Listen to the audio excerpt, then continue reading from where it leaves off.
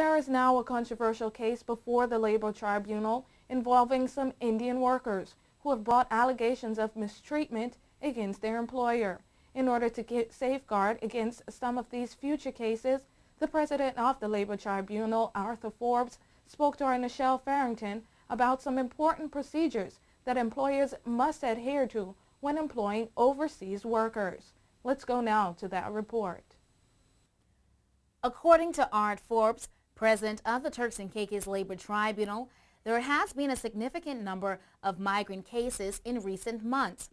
One of the main problems Forbes highlighted is the lack of knowledge about the labor ordinance among many local and expatriate employers. He mentions that the tribunal tries to assist migrant workers operating within the confines of the labor ordinance that allows for the assignment of one employee to an employer at any given time. Whether you are a migrant worker or belonger, it's exactly the same procedure. The only exception is where, because you're a migrant worker and you're restricted to employment, unlike a belonger, the tribunal works very closely with the Department of Labor to ensure that your cases are adhered to more speedily, because you do not have the freedom to work where and when. Forbes said that many employers do not know their responsibilities with regards to hiring foreign workers.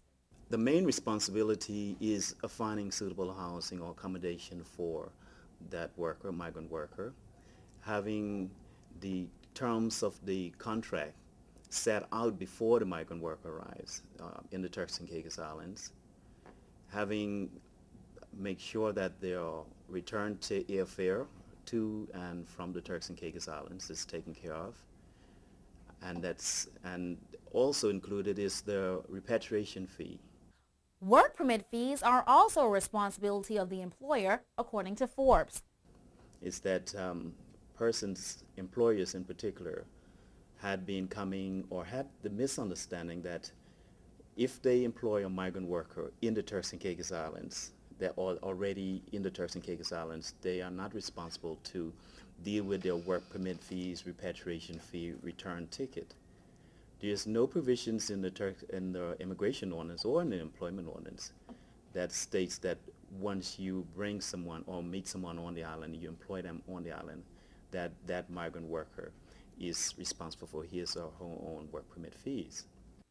He mentioned that he and his team are willing to visit those businesses interested in learning about the Turks and Caicos Labor Ordinance, as he believes that ignorance of the law is no excuse. In the meantime, he outlined the proper procedures for bringing a complaint to the tribunal.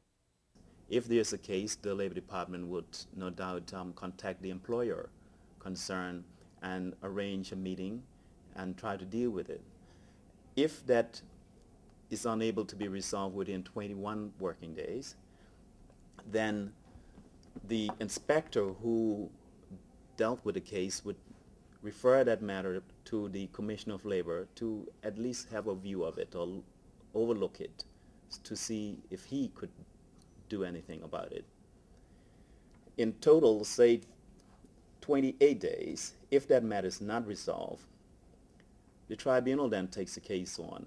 And the procedure happens in this way, where the Department of Labor will refer that matter to the tribunal. Nichelle Farrington, WIV4 News.